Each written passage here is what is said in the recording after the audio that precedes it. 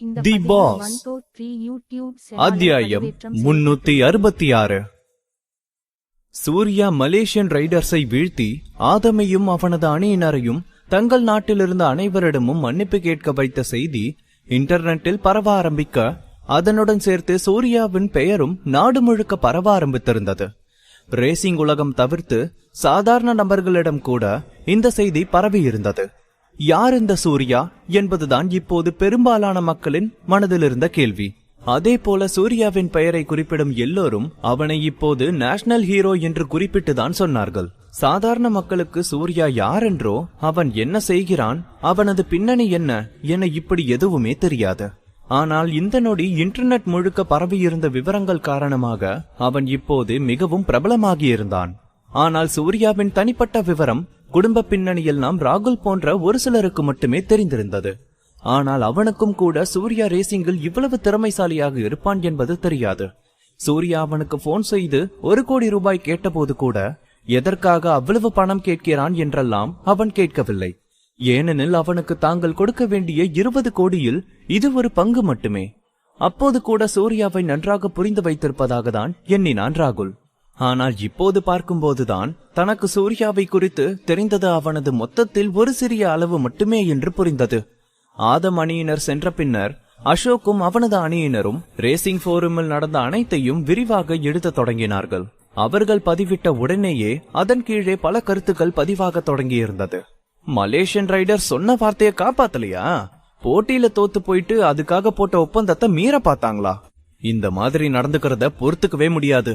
இனி எதிர்காலத்துல Malaysian Riders எங்க போட்டிக்கு போனாலும் அவங்க சொல்ற வாக்குறுதியை எப்படி நம்ப முடியும் என்று கருத்துக்கள் வர, இனி எங்கே கார் ரேஸ் நடத்தினாலும் அதில் கலந்து கொள்ள மலேசியன் ரைடர்ஸுக்கு தடை விதிக்க சொல்லி அனைவரும் கருத்து தெரிவிக்க ஆரம்பித்தனர். அதோடு சேர்த்து சூர்யா எப்படி இவ்ளோ சூப்பரா ரேசிங் பண்றாரு? ஒருவேளை சூர்யா மட்டும் ஆல்பர்ட் கூட போட்டி போட்டா அவரையும் தோக்கடிச்சிருவாரோ? ஆல்பர்ட் பிளாக் கார் ரேஸ்ல முதல் இடத்துல இருக்க ஆளு, அவரை தோக்கடிக்க முடியுமா சூர்யாவால என்று ஒரு பக்கம் ரேசிங் உலகில் மலேசியா நாட்டு ரேசர்களுக்கு தடை விதிக்க சொல்லிக் கொண்டிருந்த அதே சமயம், மறுபக்கம் பிளாக் கார் ரேசிங் உலகில் நம்பர் 1 இடத்தில் இருக்கும் ஆல்பர்ட்டுடன் சூர்யாவை ஒப்பிட்டு பேசிக் கொண்டிருந்தார்கள். கண்டிப்பாக இது போட்டி உலகம்தான். ஒருவர் தன் திறமையை நிரூபித்தால் கூட வேறொருவருடன் ஒப்பிட்டு பேசுவதை நிறுத்தாது. சூர்யா இன்டர்நெட்டில் அவனை குறித்து எல்லோரும் பேசிக் கொண்டிருப்பதையோ இல்லை கருத்துக்கள் சொல்லிக் கொண்டிருப்பதை பற்றியோ எதுவும் அறியவில்லை. ஒருவேளை அவன் இதை பற்றி அறிந்திருந்தாலும் கூட அவனது குணத்திற்கு அவன் இதையெல்லாம் பெரிதாக கருத்தில் கொள்ள மாட்டான். கிரண், அசோக் மற்றும் அவனுடன் இருந்த ஆட்களுடன் சூர்யா ரேஸ் டிராக் அருகே இருந்த கட்டிடம் நோக்கி சென்றான். அவர்கள் 2வது தளத்தை அடைந்த சமயம் அங்கிருந்த பார்வையாளர்கள் சூர்யாவை பார்த்துவிட்டு, அங்க பாருங்க சூர்யா வராரு என்று கத்தினார்கள். அவர்கள் முகங்களில் உற்சாகமும் அவன் மீதான மரியாதையும் அப்பட்டமாக தெரிந்தது. போட்டி நடந்து கொண்டிருக்கும் போது சூர்யா அவர்கள் எல்லோருக்கும் நொடிக்கு நொடி ஆச்சரியத்தை காண்பித்துக் கொண்டிருந்தான்.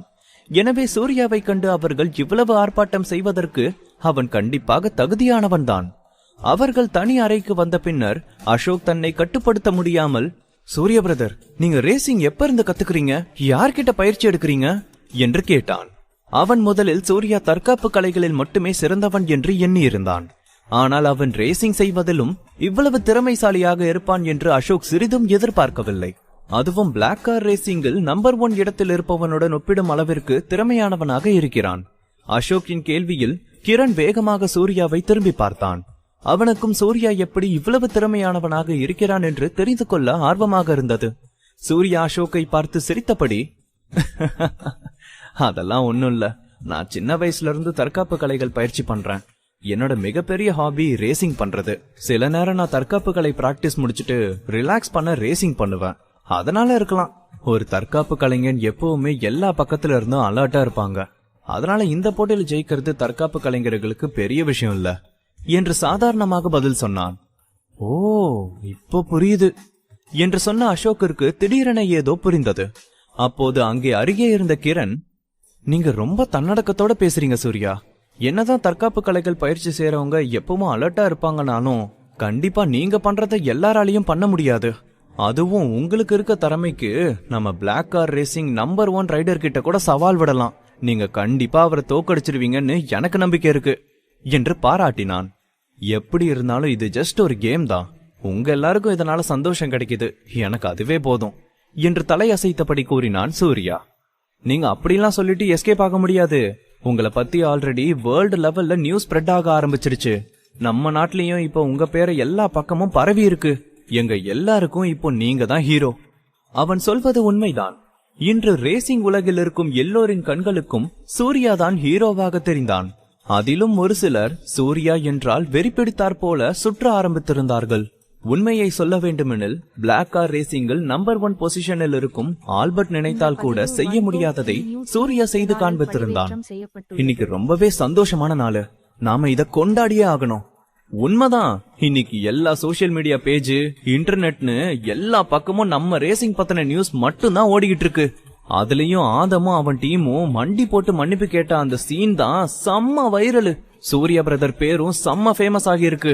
அவர் தான் நம்ம நாட்டோட ஹீரோவா எல்லாருக்கும் தெரியறாரு. இப்போ நான் ஹீரோலாம் கிடையாது என்று சொல்லி தலையசைத்த சூர்யா, நம்ம நாட்டோட உண்மையான ஹீரோஸ் நம்ம நாட்டு ராணுவத்துல இருக்கவங்க தான். அவங்க தான் தன்னோட உயிரை பத்தி கூட யோசிக்காம வெயில்லையும் பனிலையும் கஷ்டப்பட்டு காவல் காக்குறாங்க. அதனாலதான் நம்ம எல்லாரும் நாட்டுக்குள்ள நிம்மதியா இருக்கோம். நாட்டோட ஹீரோன்னு சொல்ல தகுதியான ஆட்கள் அவங்க மட்டும்தான் என்றான் சூர்யா. அவன் சொல்வது உண்மை என்று அசோக் மற்றும் கிரணுக்கும் தெரியும். அதே சமயம் சூர்யாதான் அவர்கள் கண்ணுக்கு ஹீரோவாக தெரிந்தான். அதன் பின்னர் வெற்றியை கொண்டாட அவர்கள் பார்ட்டிக்கு ஏற்பாடு செய்தனர். அதே நேரம் வானில் ஒரு பிரைவேட் ஜெட் பறந்து கொண்டிருந்தது. அதில் அதிக ஆட்கள் இல்லை, 2 அழகான பெண்கள் இருந்தனர். பார்க்கும் போதே அந்த 2 பெண்களும் வெளிநாட்டவர்கள் என்று தெளிவாக தெரியும் வண்ணம் அவர்களது கண்கள் நீல நிறத்தில் இருந்தது. இருவருமே இளம் பெண்கள்.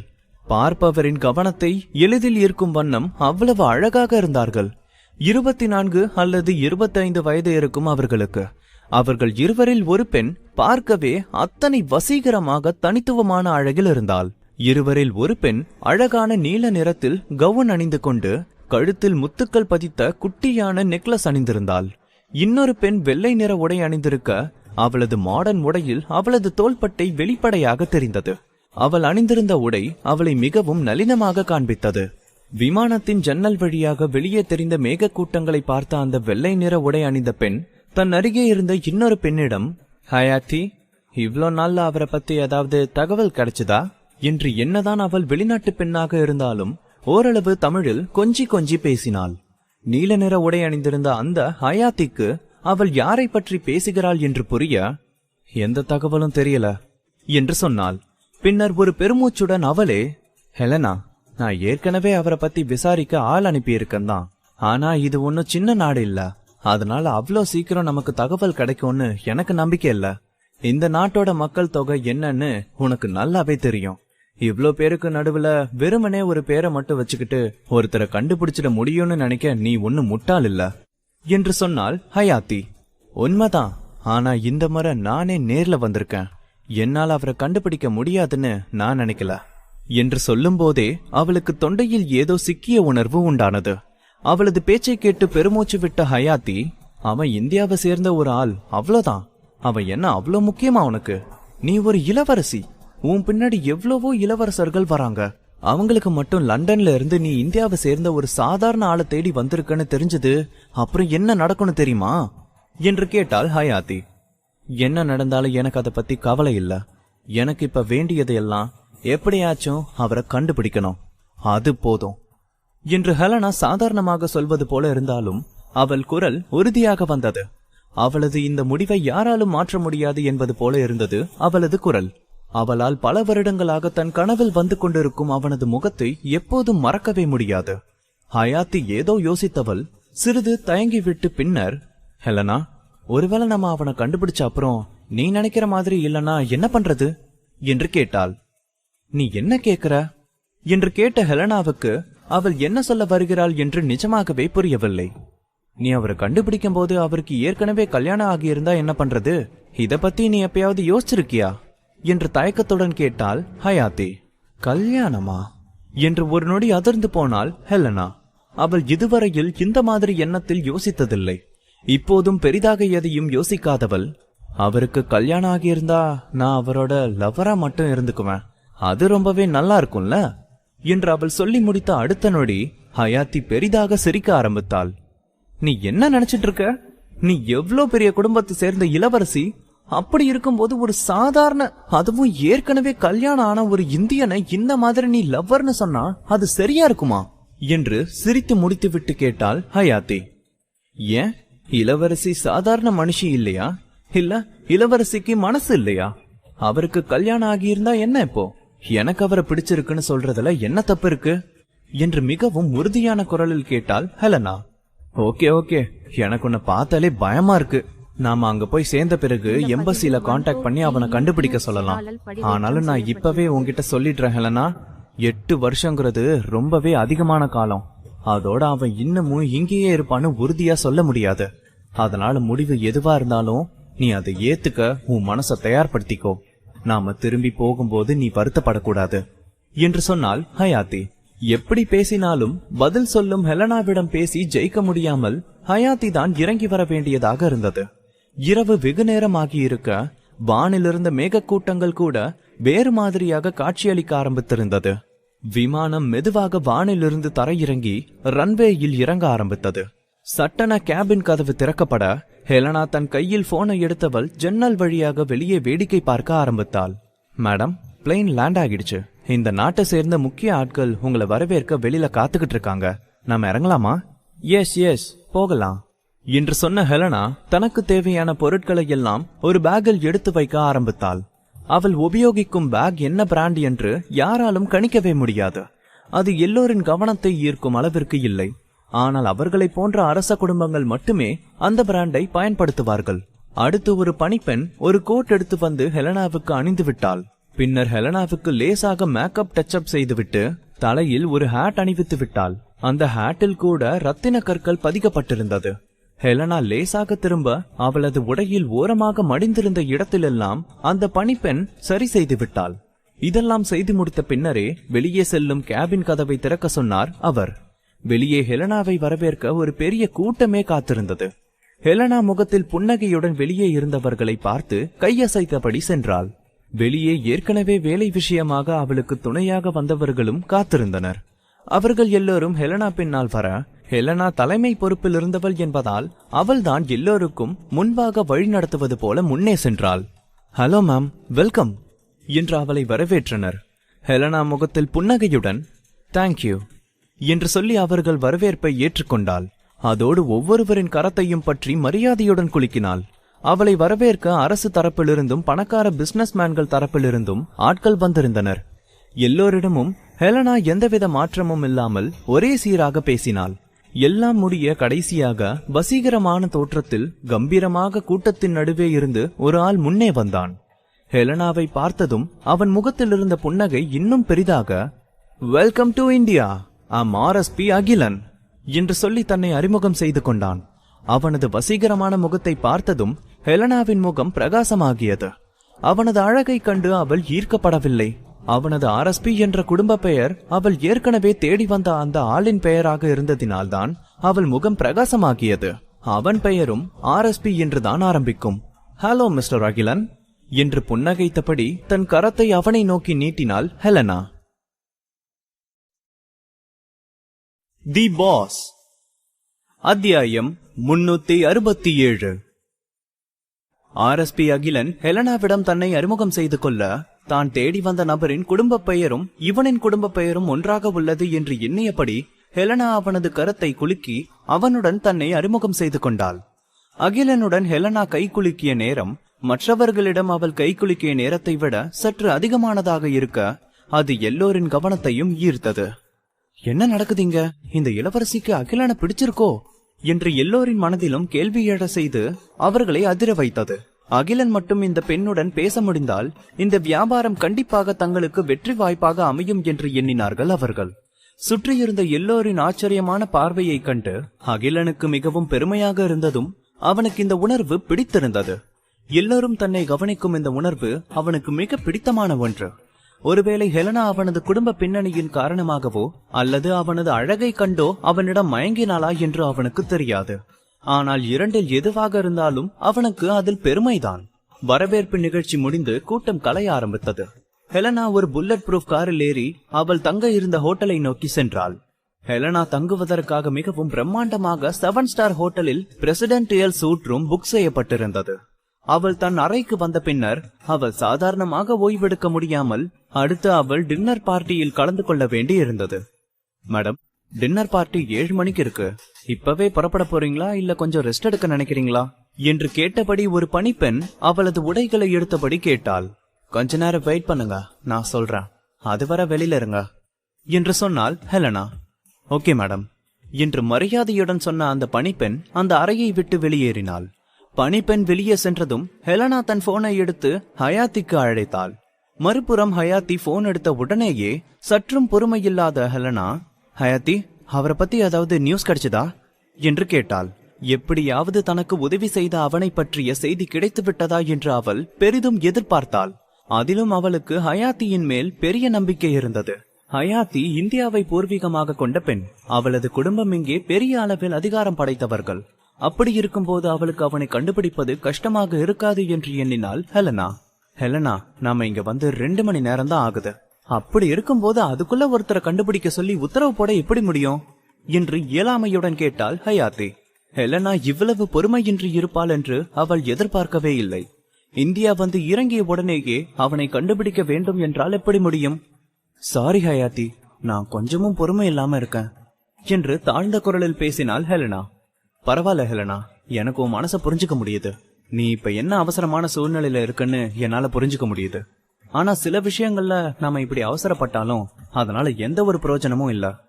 நீ அந்த ஆளை சந்திக்கணும்னு விதி இருந்தா என்னால அவனை கண்டுபிடிக்க முடியலனா கூட நீ அவனை சந்திக்க வாய்ப்பு கிடைக்கும் என்று புன்னகையுடன் சொன்னாள் ஹயாத்தி. அவளால் ஹெலனாவின் உணர்வுகளை புரிந்து கொள்ள முடிந்தது.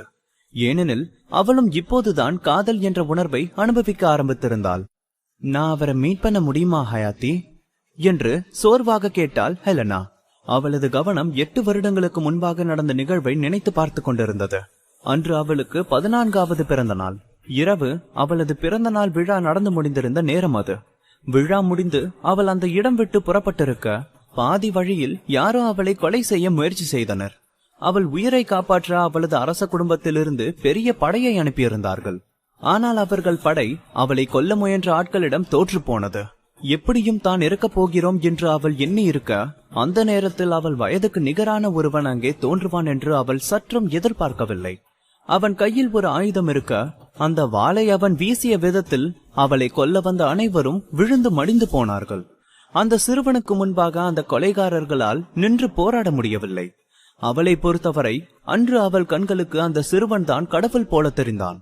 அதன் பின்னர் என்ன நடந்தது என்பது அவளுக்கு தெளிவாக நினைவில் இல்லை. அவளுக்கு நினைவில் இருந்த ஒரே விஷயம், அவன் அவளது கையை பிடித்தபடி அவளது அரண்மனை வரை கொண்டு வந்து விட்டது மட்டும்தான். இரவு நேரம் என்பதால் வெளிச்சம் குறைவாக இருக்க அவள் அவனது முகத்தை தெளிவாக பார்க்க முயற்சி செய்தாள். வெளிச்சம் குறைவாக இருந்த காரணத்தினால் அவளுக்கு அவனது தோற்றம் தெளிவாக தெரியவில்லை என்றாலும் அவன் முகம் கடுமையும் மென்மையும் கலந்திருப்பதை அவளால் உணர முடிந்தது. அவன் அங்கிருந்து செல்லும் முன்பாக அவள் தன் நினைவுக்கு வந்து அவன் பெயர் என்ன என்று கேட்டாள். அவன் உடனேயே RSP சூர்யா ஃப்ரம் இந்தியா என்று சொல்லியிருந்தான். ஹயாத்தியுடன் பேசி முடித்த பின்னர் ஹெலனா பணிப்பெண் உதவியுடன் குளித்து உடை உடுத்தி டின்னர் பார்ட்டி செல்ல தயாரானாள். அவள் வெள்ளை நிற ஈவினிங் கவுன் அணிந்திருந்தாள் ஹெலனா. அந்த உடை அவளது தூய்மையான அழகையும் கம்பீரத்தையும் மேலும் எடுத்து காட்டியது. அந்த இடம் மிகவும் உற்சாகமாக இருந்தது. மெயின் டேபிளில் ஹெலனாவும் அவளுடன் வந்த மற்ற முக்கிய அதிகாரிகளும் சில முக்கியமான கம்பெனி தலைவர்களும் அமர்ந்திருந்தனர். அதே போல அவர்களுடன் இந்தியாவை சேர்ந்த தலைவரும் அவருடன் இன்னும் சில முக்கிய அதிகாரிகளும் அங்கே இருந்தார்கள். அகிலன் கூட அங்கேதான் இருந்தான். முதலில் அகிலன் இந்த பார்ட்டிக்கு வர தகுதியான ஆளாக கருதப்படவில்லை. ஆனால் இப்போது அவன் RSP குடும்பத்தின் ஒரு கம்பெனி சார்பாக இங்கே வந்திருந்தான். அந்த நிறுவனமும் அவர்கள் இன்வெஸ்ட்மெண்ட் செய்ய கவனம் ஈர்க்கப்பட்ட கம்பெனியில் ஒன்றாக இருந்தது. பார்ட்டி ஆரம்பிக்கும் முன்பாக அகிலன் அவர்களது நிறுவனம் சார்பாகவும் நாட்டின் சார்பாகவும் பேச ஹெலனா அவளது குடும்பத்தின் சார்பாக பேசினாள். சாம்பிரதாய பேச்சுக்கள் எல்லாம் முடிந்ததும் எல்லோரும் சாப்பிட ஆரம்பித்தனர். ஹெலனா இங்கேயும் தங்கள் குடும்பத்தின் பாரம்பரிய வழக்கத்தையும் நடவடிக்கைகளையும் பின்பற்றி மிகவும் நேர்த்தியான முறையில் நடந்து கொண்டிருந்தாள். அதே சமயம் இங்கே இருக்கும் வழிமுறைகளை பின்பற்றவும் அவள் தவறவில்லை. உண்மையை சொல்ல வேண்டுமெனில் அவளுக்கு இதிலெல்லாம் பெரிதாக விருப்பமில்லை. ஆனால் அவளது குடும்பம் சார்பாக அவள் புன்னகையுடன் இதையெல்லாம் எதிர்கொள்ள வேண்டியிருந்தது.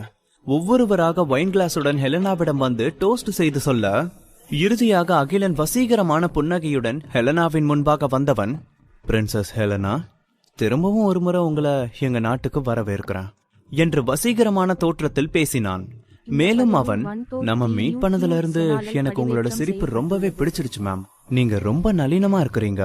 எதிர்காலத்துல நம்மளோட நட்பு தொடரணும்னு நான் ஆசைப்படுறேன் என்று சொன்னான். அகிலன் தன் அருகே வந்து பேசியதும் ஹெலனா எழுந்து நின்றவள், ஹலோ மிஸ்டர் அகிலன், நாம இன்னைக்குதான் முதல் முறையா மீட் பண்றோம். ஆனா எனக்கும் நீங்க ரொம்பவே எக்ஸ்ட்ராடினரி பர்சனா இருப்பீங்கன்னு தோணுது என்று கூறி அவள் கிளாஸுடன் டோஸ்ட் செய்தாள். இந்த காட்சி அங்கிருந்து அனைவரையும் கவர்ந்ததும் அகிலன் ஹெலனாவிடம் நடந்து கொள்ளும் விதம் கண்டு அவர்கள் எல்லோருக்கும் வியப்பாகவும் கர்வமாகவும் இருந்தது. அதே சமயம் அவர்கள் துறையின் தலைவர் பதவியில் இருக்கும் தலைவருக்கும் இதெல்லாம் கண்டு சந்தோஷமாக இருந்தது. இதை பார்க்கும்போது அவர்கள் பக்கத்திற்கு அதிக அளவு இன்வெஸ்ட்மெண்ட் கிடைக்கும் என்று தோன்றியது அவருக்கு. ஹெலனாவிடம் அகிலன் நல்ல பெயரை வாங்கிவிட்டான் என்று அவருக்கு தோன்றியது. அவன் மட்டும் முழுவதுமாக இந்த இளவரசியை தன் பக்கம் ஈர்த்து விட்டான் என்றால் அதன் பின்னர் அவர்கள் தொகுதிக்குதான் ஹெலனா கண்டிப்பாக முதலீடு செய்வாள் என்று நம்பினார் அவர். இந்த நொடி அகிலன் தன்னை குறித்து மிகவும் பெருமையாக உணர்ந்தான். அவர்கள் குடும்பத்தில் ஒருவன் என்ற முறையில் இந்த இளவரசியை வரவேற்கும் பொறுப்பை அவர்கள் குடும்பத்தில் அவனிடம் ஒப்படைத்திருந்தார்கள். எனவே அகிலன் இதனால் கொஞ்சம் கவலையுடன் தான் இருந்தான். அவள் ஒரு அரச குடும்பத்தின் இளவரசி. அதோடு இது போன்ற எதையும் அவள் இதற்கு முன்னால் பார்த்திருக்க மாட்டாள். என்னதான் ஆர்எஸ்பி குடும்பத்திற்கு மிகப்பெரிய பலம் இருந்தாலும் அவள் கண்களுக்கு அவன் பெரிய அழகாக தெரிய மாட்டான் என்பதுதான் அவனுக்கு மிகப்பெரிய கவலையாக இருந்தது. ஆனால் அவன் சிரித்து பேசியதிலேயே அவள் மயங்கி விடுவாள் என்பது அவன் சற்றும் எதிர்பார்க்காத ஒன்று. ஹெலனா அழகாக புன்னகைத்தபடி, நானும் உங்களோட நட்பா இருக்கணும்னு ஆசைப்படுறேன் என்று சொன்னாள். அவளது இந்த வார்த்தைகள் அகிலனின் காதில் விழுந்ததுமே அவன் மிகவும் உற்சாகமாகிவிட்டான். ஆனால் அவள் சொன்ன அடுத்த வார்த்தைகள் அவன் முகத்தில் இருந்த புன்னகையை அப்படியே உறைய செய்தது. ஏன்னா என்னோட முதல் இந்திய நண்பர் பெயரும் கூட ஆர்எஸ்பின்னு தான் ஆரம்பிக்கும். சரியா சொல்லணும்னா அவருக்கு நான் நன்றி கடன் பட்டிருக்கேன் என்று சொன்னாள். என்ன சொல்கிறாள் இவள்? இவள் ஆர்எஸ்பி என்ற குடும்ப பெயர் கொண்ட ஆளுக்கு நன்றி கடன் பட்டிருக்கிறாளா? அவளது வார்த்தைகள் ஒரு பக்கம் அகிலனை அதிர செய்ய, இன்னொரு பக்கம் அவனுக்கு சங்கடம் கொள்ள செய்தது. அவனது வசீகரமான தோற்றம் கண்டுதான் ஹெலனா தன்னிடம் மயங்கிவிட்டாள் என்று எண்ணியிருந்தான் அகிலன். ஆனால் அவனைப் போலவே குடும்ப பெயர் காரணமாக தான் அவள் தன்னிடம் பேசினாள் என்று அவன் சற்றும் எதிர்பார்க்கவில்லை. சிறிது நேரம் முன்பாக மிகவும் பெருமையாக உணர்ந்த அவனது எண்ணமெல்லாம் இப்போது கேலியாக மாறிப்போகும் என்று அவன் எதிர்பார்க்கவே இல்லை. தன்னை மீறி முகத்தில் உணர்ச்சிகளை வெளிப்படுத்திவிட்ட அகிலன் ஒரு நொடியில் தன்னை சுதாரித்துக் கொண்டவன் உடனேயே தன் முகத்தை மாற்றிக்கொண்டான். புன்னகையுடன் ஹெலனாவை பார்த்த அகிலன், நீங்க சொல்ற அந்த ஆளோட முழு பெயர் என்ன மேடம்? ஒருவேளை நீங்க அவர் பேரை சொன்னா எனக்கு அவர் தெரிஞ்சிருக்குமான்னு பாக்குறேன் என்று கேட்டான். ஹெலனா டக்கென்று சிரித்தாள். அந்த நொடி அவள் முகம் குங்குமமாக சிவந்து போயிருந்தது. அவனது பெயரை சொல்வதே அவளுக்கு மிகவும் சந்தோஷம் என்பது போல இருந்தது அவளது முகம். அவள் சங்கோஜத்துடன், அவர் பேரு ஆர்எஸ்பி சூர்யா என்று சொன்னாள். யாரு? ஆர்எஸ்பி சூர்யாவா என்று அவள் பெயரை சொன்ன அடுத்த நொடி அங்கிருந்த அனைவரும் அதிர்ந்து போனார்கள். எல்லோரும் இப்போது ஹெலனாவையே வித்தியாசமாக பார்த்தார்கள். அந்த ஹால் மிகவும் அமைதியாகி இருந்தது. சூர்யாவா? ஆர்எஸ்பி குடும்பத்தினால வெளியில தள்ளப்பட்ட அந்த சூர்யாவை தான் சொல்றாங்களா இவங்க என்று எல்லோரின் மனதிலும் கேள்வி எழுந்தது. அதே சமயம் எல்லோரும் அடுத்து என்ன நடக்கும் என்று பார்க்க ஆர்வமாக இருந்தார்கள். ஏனெனில் அங்கிருந்த எல்லோருக்கும் அகிலனையும் அவனது அப்பா சம்பத்தையும் அவனது தங்கை யாமினியையும் நன்றாக தெரியும். யாமினி இப்போது முடமாகி கோமாவில் இருக்க சூர்யாதான் காரணம் என்றும், அதன் காரணமாக அகிலன் சூர்யாவை உயிருடன் நிற்க வைத்து அவனது ரத்தத்தை குடிக்கும் வெறியில் இருக்கிறான் என்றும் அறிவார்கள். அப்படி இருக்கும்போது இப்போது அகிலனின் பெயருக்கு முன்னால் இருக்கும் அந்த ஆர்எஸ்பி என்ற பெயரின் காரணமாக தான் ஹெலனா அவனிடம் புன்னகையுடன் பேசியிருக்கிறாள் என்று எல்லோரும் உணர்ந்து கொண்டனர். இதில் கேலியான விஷயம் எதுவும் இல்லை என்றாலும் அகிலனை பொறுத்தவரையில் இது அவனை கேலியாக காட்டும் விஷயம்தான். சங்கடமாக புன்னகைத்தான் அகிலன். என்னதான் சங்கடமாக இருந்தாலும் உண்மையை அவன் ஏற்றுக்கொள்ளதான் வேண்டும். அவனுக்கு எங்கேயாவது சென்று தன் முகத்தை மறைத்துக் கொள்ளலாமா என்ற எண்ணம் தோன்றியது. அதே நேரம் ஹெலனாவின் முகம் இன்னமும் சிவந்து போனது. ஏனெனில் அவள் மனதில் இருந்தவனின் எண்ணம் அவளை மேலும் சிவக்க வைத்தது. அகிலனின் முகமும் லேசாக சிவந்துதான் இருந்தது. ஆனால் அவனது முக சிவப்பிற்கு காரணம் எல்லோரின் முன்பாகவும் சத்தமில்லாமல் முகத்தில் அறை வாங்கிய உணர்வில் அவன் முகம் சிவந்து போயிருந்தது. ஆழ்ந்த மூச்செடுத்த அகிலன் தன் சங்கடத்தை மறைத்துக் கொண்டவன், ஓ என்று மட்டும் சொன்னான். அவன் இதுபோல பல நிகழ்வுகளை எதிர்கொண்டிருக்கிறான் என்பதால் அவனால் எளிதில் தன் மனதின் உணர்வுகளை மறைக்க முடிந்தது. இது மிகவும் சங்கடமான சூழ்நிலை என்றாலும் அகிலன் இதை கடந்து வந்துதான் ஆக வேண்டும். ஹெலனா சொன்ன அந்த சூர்யா ஒருவேளை தங்கள் வீட்டிலிருந்து வெளியேறிய சூர்யாவாக இருக்குமா என்ற கேள்வி எழுந்தது. என்னாச்சு உங்களுக்கு என்று தன்னையே வெறித்து பார்த்தபடி இருந்த அகிலனை கண்டு கேட்டாள் ஹெலனா. அவன் என்ன யோசிக்கிறான் என்று அவளுக்கு புரியவில்லை. என்று உடனேயே தன் சுயநினைவுக்கு வந்து விட்டான் அகிலன். இப்போது எல்லோரும் அவனை தான் பார்த்து கொண்டிருந்தார்கள். இது அவனை சங்கடமாக உணர வைத்தது. அதெல்லாம் ஒண்ணும் இல்ல, நான் நல்லாதான் இருக்கேன், கொஞ்சம் அதிகமா குடிச்சிட்டேன்னு நினைக்கிறேன் என்று வேகமாக சமாளிக்க முயன்றான் அகிலன். அகிலனின் வெளிப்பாட்டை கண்டு சந்தோஷமாக பார்த்தாள் ஹெலனா. ஒரு நொடி தயங்கியவள் பின்னர், மிஸ்டர் அகிலன், உங்களுக்கு சூர்யாவை தெரியுமா என்று கேட்டாள். அவள் இந்த கேள்வியை கேட்டு முடிக்கும் போது சில அடி முன்னோக்கி சென்று இருந்தாள். இதை கண்ட அகிலனின் மனது பதட்டமாக ஆரம்பித்தது. இது மிகவும் கஷ்டமான கேள்வியாக அவனுக்கு தோன்றியது. அவனை தனக்கு தெரியாது என்று அவளிடம் சொன்னால் அதன் பின்னர் அவளுக்கு விஷயம் தெரிய வந்தால் அவனுக்கு அது கஷ்டமாகிவிடும். இதை தன்னால் மறைக்க முடியாது என்று அவனுக்கு புரிய சிறிது நேர யோசனைக்கு பின்னர், பிரின்சஸ், உண்மைய சொல்லணும்னா எனக்கு சூர்யாங்கிற பேர்ல ஒரு கசின் இருக்காரு என்று சொல்லி ஒரு நொடி நிறுத்தியவன் பின்னர், ஆனா அவர் நீங்க சொல்ற அந்த சூர்யாவா இருக்கும்னு எனக்கு தோணல என்று சொன்னான். ஏன் அப்படி சொல்றீங்க என்று ஆர்வமாக கேட்டாள் ஹெலனா. அகிலன் ஏன் அவ்வளவு அதிர்ச்சி ஆனான் என்று இப்போது ஹெலனாவுக்கு புரிவது போல இருந்தது. அவளுக்கு தெரிந்த அதே பெயரில் அகிலனுக்கும் ஒரு கசின் இருக்கிறான். இருவருமே RSP சூர்யா. ஆனால் அகிலன் ஏன் அந்த சூர்யா இந்த சூர்யாவாக இருக்க மாட்டான் என்று சொல்கிறான்? நீங்க ஒரு இளவரசி, வானத்துல இருக்கிற சூரியன் மாதிரியான ஆள் நீங்க. ஆனா என் கசின் ரொம்பவே சாதாரணமான ஒரு ஆளு, அதனால நீங்க அவனை சந்திச்சிருக்க முடியும்னு எனக்கு தோணல என்று சிரித்தபடி சொன்னான் அகிலன். அவனது வார்த்தை ஹெலனாவை புகழ்வது போல மட்டுமில்லாமல் அவளது கேள்விக்கான பதிலாகவும் இருந்தது. தி பாஸ், அத்தியாயம் 368. ஹெலனா அகிலனிடம் சூர்யா ஏன் தனக்கு உதவி செய்ய முடிந்திருக்காது என்று சொல்கிறான் என கேட்டாள். அதற்கு அகிலன், ஒரு இளவரசி, சூர்யா ஒரு சாதாரண ஆள், அப்படி இருக்கும்போது அவன் எப்படி அவளை சந்தித்திருக்க முடியும் என்று பதில் சொன்னான். ஒருவேளை ஹெலனா சொல்லும் சூர்யாவும் தனக்கு தெரிந்த சூர்யாவும் ஒருவராக இருக்க 100ல் 1 வாய்ப்பாக இருந்தாலும் அது அவனுக்கு மிகவும் அதிர்ஷ்டத்தை கொடுக்கும். அகிலன் உறுதியாக சொன்னாலும் ஹெலனாவிற்கு யோசனையாக இருக்க, அவள் மனதிலும் அகிலன் சொல்லும் அவளது கசின் தான் அவளுக்கு உதவி செய்த சூர்யா என்று அவள் மனதில் விசித்திரமான உணர்வு தோன்றியது. மிஸ்டர் அகிலன், நீங்க தப்பா நினைக்கலனா உங்க கசின் போட்டோ எனக்கு காமிக்க முடியுமா என்று கேட்டாள் ஹெலனா. என்னதான் அகிலன் அந்த சூர்யாவும் இந்த சூர்யாவும் ஒருவர் இல்லை என்று உறுதியாக சொன்னாலும் அவள் அதை உறுதிப்படுத்திக் கொள்ள எண்ணினாள். ஹெலனா உறுதியாக கேட்டதில் அகிலனால் அவளது கோரிக்கையை தவிர்க்க முடியவில்லை. அவன் வேறு வழி இல்லாமல், கண்டிப்பா காமிக்கிறான் என்று சொன்னான். அவனது நண்பர்கள் வட்டத்தின் மூலம் இன்று சூர்யா கார் ரேஸில் கலந்து கொண்ட விஷயமும் அவனது புகைப்படமும் ஏற்கனவே சூர்யாவின் வந்து சேர்ந்திருந்தது. அந்த புகைப்படம் தெளிவாக இல்லை என்றாலும் சூர்யாவின் தோற்றம் ஓரளவுக்கு கண்டுபிடிக்கும் வகையில் இருந்தது. உண்மையை சொல்ல வேண்டுமெனில் அகிலன் மட்டுமில்லாமல் இங்கிருக்கும் எல்லோரின் போனிலும் கூட சூர்யாவின் இந்த புகைப்படம் வந்து சேர்ந்திருந்தது. ஏனெனில் சூர்யா மலேசியாவை சேர்ந்த கார் ரேசர்கள் அனைவரையும் மொத்தமாக மண்டியிட செய்தது சாதாரண விஷயமில்லை. கிட்டத்தட்ட வாட்ஸ்அப் மூலம் மற்ற சமூக வலைதளம் மூலமும் இந்த செய்தி எல்லோரிடமும் சென்று சேர்ந்திருந்தது. அகிலன் தன் போனில் சூர்யாவின் புகைப்படத்தை எடுத்து அவளிடம் கொடுக்க, போனை கையில் வாங்கி புன்னகைத்தபடி பார்த்த நொடி அதிர்ந்து போனாள் ஹெலனா. அவளது அதிர்ச்சியை கண்ட அகிலன், பிரின்சஸ் என்ற அதிர்ச்சியுடன் அழைத்தான். அவளது அதிர்ச்சி கண்டு ஒருவேளை இவன் தான் அவளுக்கு உதவி செய்த அந்த சூர்யாவா என்று அவனுக்கும் அதிர்ச்சியாகி இருந்தது. பிரின்சஸ் என்று அவன் மீண்டும் அழைத்தான். உண்மையில் இவன் அவனில்லை என்று அவள் வாயால் சொல்ல வைக்கும் எண்ணத்தில் அகிலன் அவளை அழைக்க, அவன் பேசி முடிக்கும் முன்பாகவே, மிஸ்டர் அகிலன், இவர்தான் நான் தேடி வந்தவரு என்று சொன்னாள் ஹெலனா. அவள் அதை சொன்ன நொடி அகிலனின் முகம் அதிர்ச்சியில் உறைந்து போனது. ஹெலனாவின் வார்த்தைகள் அவ்வளவு உறுதியாக வர அவன் மனதில் இருந்த கடைசி நம்பிக்கையும் அருந்து போனது. மிஸ்டர் அகிலன், இப்ப அவர் எங்க இருப்பாரு என்று உற்சாகமாக கேட்டாள் ஹெலனா. இந்த நொடி அவள் மனது வானில் ரக்கை இல்லாமல் பறந்து கொண்டிருந்தது. கண்டிப்பாக தன் வாழ்க்கை முழுக்க அவனை இந்த நாட்டில் தான் தேடிக்கொண்டே இருக்க வேண்டியதுதான் என்று எண்ணியிருந்தாள் அவள். ஆனால் வந்த அன்றே அவனை கண்டுபிடித்து விட முடிந்ததில் அவள் மிகவும் உற்சாகமாக இருந்தாள்.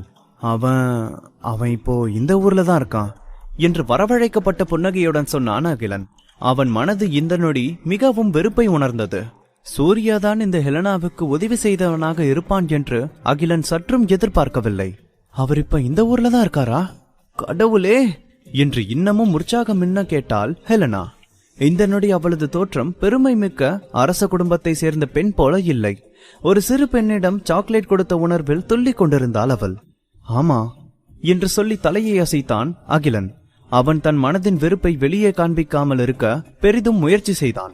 இந்த சூர்யாவிற்கு எப்படி உலகின் இன்னொரு மூலையில் இருக்கும் ஒரு இளவரசியை தெரியும் என்று மனதினுள் அவன் கரித்து கொட்டினாலும் அதை அவனால் இப்போது வெளியே காட்டிக்கொள்ள முடியாது. அவனுக்கு இப்போது இந்த இன்வெஸ்ட்மெண்ட் சரியாக நடைபெறுவதுதான் முக்கியமாக இருந்தது.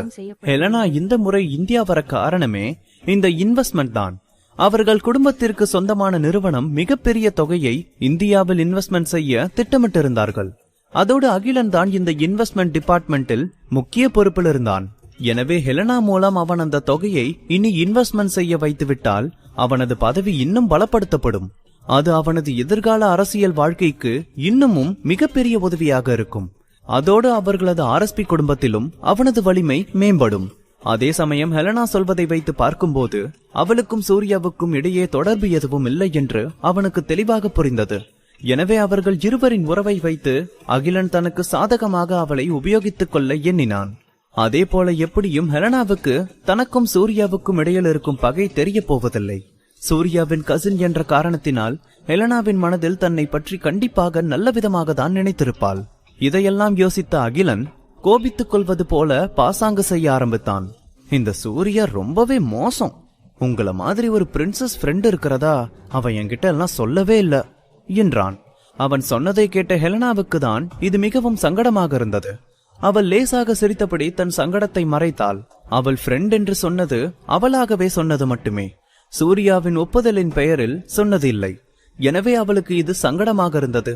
அவளது சங்கடமான உணர்வையும் தாண்டி அகிலனிடம் சூர்யா இந்த ஊரில் எங்கே இருக்கிறான் என்று கேட்க விரும்பினாள். ஆனால் அதை கேட்க இந்த இடம் சரியானதில்லை என்று புரிய அவள் தன் கேள்வியை தனக்குள்ளேயே அடக்கிக் கொண்டாள். அதே நேரம் அங்கிருந்த இந்தியாவை சேர்ந்த எல்லோரும் அகிலனை வித்தியாசமாக பார்த்தார்கள். அகிலனுக்கும் சூர்யாவுக்கும் இடையே இருக்கும் உறவு என்ன என்று அவர்கள் அனைவருக்கும் தெரியும். ஆனால் இப்போதோ அகிலன் சூர்யாவுடன் ஹெலனாவுக்கு இருக்கும் உறவை உபயோகித்துக் கொள்ள நினைத்து அவர்களை அப்படி பார்க்க செய்தது. ஹெலனாவுக்கு அவர்கள் இருவருக்கும் இடையே பகை தெரியாது, ஆனால் அவர்கள் அனைவருக்கும் தெரியுமே. இருந்தாலும் அகிலன் இந்த வாய்ப்பை அவனுக்கு சாதகமாக பயன்படுத்த நினைத்து அவர்கள் எல்லோருக்கும் அகிலன் எவ்வளவு தந்திரமான ஆள் என்று காண்பித்தது. அகிலன் அங்கிருந்த எல்லோரையும் ஒரு பார்வை பார்த்து அவர்கள் என்ன நினைக்கிறார்கள் என்று புரிந்து கொண்டான். ஆனால் அவர்கள் என்ன நினைக்கிறார்கள் என்பதை பற்றியெல்லாம் அவன் கண்டு கொள்ளவில்லை. அவர்கள் எல்லோரும் தனக்கு நிகரானவர்கள் இல்லை என்பது போன்ற ஒரு பார்வை பார்த்தான் அவன். அவனுக்கு இந்த இளவரசி ஹெலனாவுடன் நல்ல உறவு இருந்தால் அவள் இங்கே இன்வெஸ்ட்மெண்ட் செய்யும் போது அவனுக்கு அதன் மூலம் அதிகமான பலன் கிடைக்கும். எதிர்காலத்தில் அவன் இதை சொல்லி அவனுக்கு பலன்கள் கிடைக்க செய்து விடுவான். மீண்டும் ஒரு கிளாஸ் வைன் எடுத்து அவன் ஹெலனாவுடன் சியர்ஸ் செய்தான். அதை கண்ட அங்கிருந்த அனைவருக்கும் விசித்திரமாக இருந்தது. இன்றிரவு இங்கே அகிலன் தான் எல்லோரின் கவனத்தையும் கவர்ந்தவனாக இருந்தான். அங்கிருந்த அனைவரின் சார்பாக அகிலன் முன்னின்று ஹெலனாவிடம் பேச ஆரம்பித்தான். அங்கே அகிலனை விட முக்கியமான தலைவர்கள் இருந்தனர். அவர்கள் சொல்வதுதான் எந்த இடத்திலும் சட்டமாக இருக்கும். ஆனால் இன்று இங்கே அந்த தலைவர்களே அகிலனை முன்னிறுத்தி பேச ஆரம்பித்திருந்தார்கள். அவர்கள் எல்லோருக்கும் அவனது செயல் அந்த இன்வெஸ்ட்மெண்ட் தங்கள் கைக்கு வர வேண்டும் என்பது மட்டுமே குறியாக இருந்தது. எனவே யார் முன்னால் நிற்கிறார்கள் என்பது அவர்களுக்கு கவலை இல்லை. அதோடு அவர்கள் எல்லோரும் சற்று வயது அதிகமானவர்கள். எனவே அவர்களுக்கு பிசினஸ் குறித்து மட்டுமே பேச வரும். ஒரு இளம் பெண், அதுவும் இளவரசியை எப்படி பேச்சில் கவர்வது என்று அவர்கள் அறிந்திருக்கவில்லை. எனவே அகிலன் போன்ற ஒரு இளைஞன் அவளை பேச்சில் கவர்கிறான் என்பது அவர்களுக்கு நல்லதாகவே தோன்றியது. இரவு 9:30 மணிக்கு டின்னர் பார்ட்டி முடிவுக்கு வந்தது. எல்லோரின் முகங்களும் வெளிப்பார்வைக்கு புன்னகை பூசியது போலதான் இருந்தது. பார்ட்டி முடிந்த உடனேயே இந்திய தரப்பிலிருந்த தலைவர்கள் யாரும் அங்கிருந்து புறப்படவில்லை. எல்லோரும் ஹெலனா லிப்ட் நோக்கி செல்ல அவளுடன் துணைக்கு சென்றார்கள். முழு நேரமும் அகிலன் கூட அவளுடன் தான் இருந்தான். அவர்கள் எல்லோரும் லிப்ட் வரை வர அவர்களிடம் அகிலன் அவர்களை வரவேண்டாம் என்றெல்லாம் சொல்லவில்லை. ஒரு இளவரசியுடன் பேச அவர்களுக்கு விருப்பம் இருக்கும், அதை அவனால் தடுக்க முடியாதே. அதே சமயம் அவர்களை மிகவும் நெருக்கமாகவும் அகிலன் விடவில்லை. கூட்டமாக லிப்ட் அருகே வந்து சேர்ந்த ஹெலனா அவளது பாதுகாவலர்களுடன் லிப்டினுள் நுழைந்தாள். எல்லோருக்கும் அவள் விடை கொடுக்க இறுதியாக அவளது பாதுகாவலர்களும் லிப்டினுள் நுழைந்தனர். லிப்ட் கதவு மெல்ல மூட ஆரம்பிக்க அதன் பின்னரே எல்லோருக்கும் நிம்மதி பெருமூச்சு உண்டானது. இந்த டின்னர் பார்ட்டி ஓரளவு அவர்களுக்கு வெற்றி வாய்ப்பாக இருந்ததாகவே தோன்றியது. அப்பா, இப்ப நடந்த எதை பத்தியும் யோசிக்க வேண்டியதில்ல. ஆனா அகிலன் கிட்ட சூர்யா எங்க இருக்காருன்னு மட்டும் நான் கேட்டிருக்கலாம் என்று வருத்தத்துடன் லிப்டினுள் இருந்து யோசித்துக் கொண்டிருந்தாள் ஹெலனா. ஆனால் அவள் கேட்க எண்ணிய கேள்வியை கேட்க அது சரியான இடம் இல்லை என்று அவளுக்கு புரிந்தது. ஆனால் ஒரு விதத்தில் அவளுக்கு திருப்தியாகவும் இருந்தது. குறைந்தபட்சம் சூர்யா இந்த ஊரில் தான் இருக்கிறான் என்றாவது அவளால் தெரிந்து கொள்ள முடிந்ததே. அடுத்ததாக அவள் கொஞ்சம் பயிற்சி செய்தால் சீக்கிரமாகவே அவளால் சூர்யாவை கண்டுபிடித்து விட முடியும். தன் அறைக்கு வந்ததும் ஹெலனா முதலில் தன் செருப்பை கூட மாற்றவில்லை. அவள் செய்த முதல் வேலை ஹயாத்திக்கு போனில் அழைக்க ஆரம்பித்திருந்தாள். மறுபுறம் ஹயாத்தி போனை எடுத்ததும் ஹெலனா உற்சாகமாக, ஹயாத்தி, நான் அவரை கண்டுபிடிச்சிட்டேன் என்று சொன்னாள். நீ அவனை கண்டுபிடிச்சிட்டியா என்று ஹயாத்தி ஆச்சரியமாக கேட்டாள். ஏனெனில் ஹயாத்தி அவளது குடும்ப செல்வாக்கை பயன்படுத்தி இவ்வளவு நேரமாக சூர்யாவை தேட முயற்சி செய்து கொண்டிருந்தாள். ஆனால் அவளுக்கு சூர்யா குறித்து இவ்வளவு நேரத்தில் ஒரு சிறு தகவல் கூட கிடைக்கவில்லை. ஆனால் ஹெலனா டின்னர் பார்ட்டி சென்று வந்திருக்க அவள் எப்படி கண்டுபிடித்தாள்? ஹயாத்தி, அவர் RSP அகிலனோட கசின் என்று டின்னர் பார்ட்டியில் நடந்த எதையும் மறைக்காமல் ஹயாத்தியிடம் சொன்னாள் ஹெலனா. அவள் சொன்ன அனைத்தையும் முழுமையாக கேட்ட பின்னர் ஹயாத்தி மேலும் அதிர்ந்து போனாள். RSP அகிலன் குறித்து அவளுக்கு தெரியாமல் இருந்திருந்தால் அவள் ஹெலனாவிடம் பொய் சொன்னதாக தான் அவள் எண்ணி இருப்பாள். ஆனால் இப்படியெல்லாம் கூடவா தற்செயலாக நிகழ்வுகள் நடக்கும்? ஹயாத்தி, இப்ப சொல்லு, எனக்கும் சூர்யாவுக்கு நடுவுல ஏதோ ஒரு விதி இருக்குன்னு நம்புறியா நீ என்று ஹயாத்தி சொன்ன வார்த்தைகளை நினைவுபடுத்தி கேட்டாள் ஹெலனா. அவர்கள் இருவரும் சந்திக்க வேண்டும் என்ற விதி இருந்தால் அவனை தாங்கள் தீவிரமாக தேடாமல் போனாலும் அவர்கள் இருவரும் சந்திக்க வாய்ப்பு கிடைக்கும். ஆமா, கண்டிப்பா உங்களுக்கு நடுவுல ஏதோ ஒரு விதி இருக்கு என்று வலுக்கட்டாயமாக சிரிப்பை வரவழைத்தபடி சொன்னாள் ஹயாத்தி. முன்னதாக அவள் ஹெலனாவை சமாதானம் செய்யதான் அதை சொல்லியிருந்தாள். ஆனால் இப்போதுதான் ஹெலனா தான் சொன்னதை எவ்வளவு தீவிரமாக எடுத்துக்கொண்டிருக்கிறாள் என்று அவளுக்கு புரிந்தது. ஏ ஹயாத்தி, பிளீஸ், அவர் எங்க இருக்காருன்னு சீக்கிரம் தேடி சொல்லு. நாளைக்கு நான் வந்த வேலை முடிஞ்சதும் நான் அவரை பார்க்க போகணும் என்று சொன்னாள் ஹெலனா. ஆல்ரைட் என்றாள் ஹயாத்தி. ஹெலனா இப்போது எவ்வளவு உற்சாகமான மனநிலையில் இருப்பாள் என்று அறிவாள் அவள். எனவே அவளிடம் வேறு எதையும் பேசவில்லை ஹயாத்தி. அதே நேரம் அந்த ஹோட்டல் லாபியில் அகிலன் அந்த ஊரை சேர்ந்த பெரிய தலைவர்களை கார் பார்க்கிங் வரை வழி அனுப்ப வந்தான். நீங்க ரொம்ப புத்திசாலி அகிலன், இன்னைக்கு நீங்க செஞ்ச எல்லாமே ரொம்ப நல்லா பண்ணீங்க. இனியும் நீங்க இதே மாதிரி வேலை செய்யுங்க என்று அகிலனின் தோள்களில் தட்டி பாராட்டினார் முரளி. அகிலன் இன்று ஹெலனாவின் முன்பாக சிறப்பாக நடித்தான். அவன் மேல் அவருக்கு அதிக நம்பிக்கை வந்திருந்ததும் எனவே அவனிடம் அவர் அன்பாக பேச தொடங்கியிருந்தார். அவரை தொடர்ந்து பலரும், அவர் சொல்றது சரிதான் அகிலன் சார், இந்த இன்வெஸ்ட்மெண்ட் உங்களை நம்பிதான் இருக்கு இப்போ என்று அவனை புகழ ஆரம்பித்தனர். அகிலன் உடனேயே, நம்பிக்கையா இருங்க சார், நான் இந்த வேலையை சரியா செஞ்சு முடிக்கிறேன் என்று சந்தோஷமாக சொன்னான் அகிலன். பெரிய அரசியல் தலைவர்கள் எல்லோரும் அவனை இப்படி பாராட்டுவது அவனுக்கு மிகவும் சந்தோஷமாக இருந்தது. இந்த இன்வெஸ்ட்மெண்ட் ப்ராஜெக்டை தான் சரியாக செய்து முடித்தால் அவனுக்கு இளவரசியுடன் நட்பு உறவு கிடைப்பது மட்டுமின்றி நம் நாட்டின் அரசியல் தலைவர்களின் ஆதரவு கிடைக்கும் என்று இப்போது அகிலனுக்கு புரிந்தது. அகிலன் இப்போதுதான் என்ன செய்ய வேண்டும் என்று மிகவும் தெளிவாக இருந்தான். முரளி அங்கிருந்து விடை பெற்று சென்ற பின்னர் மற்ற தலைவர்களும் ஒவ்வொருவராக அவனிடம் சொல்லிக்கொண்டு புறப்பட்டனர். எல்லோரும் சென்ற பின்னர் ஆழ்ந்த மூச்செடுத்து சுவாசித்தபடி நின்றான் அகிலன். அவன் மனது முழுக்க அவனது எதிர்காலம் மாறப்போகிறது என்ற நம்பிக்கை இருந்தது. தன் மனதை அமைதிப்படுத்தியவன் பின்னர் அவனது கார் நோக்கி சென்றான். அவன் காரில் ஏறி அமர்ந்ததும், என்ன ஆச்சு ஹீரோ சார் என்று அக்கறையாக கேட்டால் அவனது காதலி. ஒன்னும் இல்லையே, எல்லாம் நார்மல் தான், கிளம்புறதுக்கு முன்னாடி ஒரு சிகரெட் புடிச்சுக்கிறேன் என்று சொன்ன அகிலன் மிகவும் நல்ல மனநிலையில் இருந்தான். இத்தனை வருட அவன் வாழ்வில் அவன் இன்று போல இந்த அளவுக்கு சந்தோஷமாக இருந்ததில்லை. அவன் வேகமாக ஒரு சிகரெட் பாக்கெட்டை வெளியே எடுத்து புகைக்க ஆரம்பித்தான். அந்த சூர்யாவுக்கு இங்கிலாந்து இளவரசியை தெரிஞ்சிருக்கும்னு நான் நினைச்சே பார்க்கல. அதோட அவன் முகத்தை பார்க்கும்போது அவங்க 2 பேருக்குள்ள நெருக்கமான உறவு எதுவும் இருக்க மாதிரி தெரியல என்று சொன்னாள் தியா. அவளும் இந்த பார்ட்டிக்கு வந்திருந்தாள். எனவே அங்கு நடந்த அனைத்தையும் அவளும் பார்த்து கொண்டுதான் இருந்தாள்.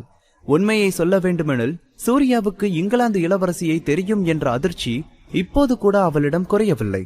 அந்த சூர்யா போன்ற ஒருவனுக்கு எப்படி இவ்வளவு பெரிய ஆட்களுடன் தொடர்பு உண்டானது என்பதை அவளால் புரிந்து கொள்ளவே முடியவில்லை. அதெல்லாம் ஒண்ணும் இல்ல, அவங்க 2 பேருக்குள்ள இருக்கிற உறவுதான் எனக்கு பெருசா ஒரு விஷயத்தை அடைய உதவி செய்ய போது. இதுதான் விதின்னு உனக்கு தோணுதா என்று முகம் முழுக்க சிரிப்புடன் கேட்டான் அகிலன்.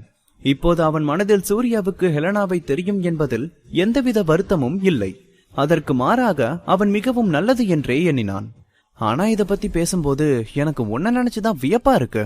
நீ ரொம்ப ஸ்பீடா ரியாக்ட் பண்ணுன என்று தியாவும் அவனது செயல்களுக்கு கொஞ்சமும் வருத்தமே இல்லாமல் சொன்னாள். அகிலன் ஹெலனாவை தன்னிடம் விழ வைக்கும்படி செய்த செயல்கள் எதுவும் அவளை பாதிக்கவில்லை. அவளும் அகிலன் போன்ற குணம் கொண்ட பெண்தான். அவளது இலக்கை அடைய அவள் எந்த எல்லைக்கும் செல்லக்கூடியவள். நான் அவனை வச்சு இந்த ஹெலனா கிட்ட என்னோட இலக்கை அடைஞ்சிட்டேன்னு தெரிஞ்சா அந்த சூரிய முகம் எப்படி இருக்கும் என்று உற்சாகமாக தன் காதலியிடம் கேட்டான் அகிலன். சூர்யாவின் கோபம் பொங்கும் முகத்தை காண அவனுக்கு ஆர்வமாக இருந்தது. தியாவும் கூட அவனது இந்த கேள்வியில் கட்டுப்படுத்த முடியாமல் சிரித்துக் கொண்டிருந்தாள். அகிலனும் சிரித்தபடி இருந்தவன் தன்னை நினைத்தே மிகவும் பெருமையாக உணர்ந்தான். தி பாஸ் அத்தியாயம் 369. ஹெலனாவுக்கும் சூர்யாவுக்கும் இடையே இருக்கும் உறவை வைத்து தன்னுடைய காரியத்தை சாதிக்க எண்ணினான் அகிலன். அவன் தன் காதலியுடன் இது குறித்து பேசி சிரித்துக் கொண்டிருந்தான். அதே நேரம் ஹோட்டல் அறையில் இருந்த ஹெலனா நாளை சூர்யாவை சந்திக்கும் நொடிக்காக யோசித்துக் கொண்டிருந்தாள். அவளால் நாளை என்ன நடக்கும் என்பதை கற்பனையில் கூட யோசித்து பார்க்க முடியவில்லை.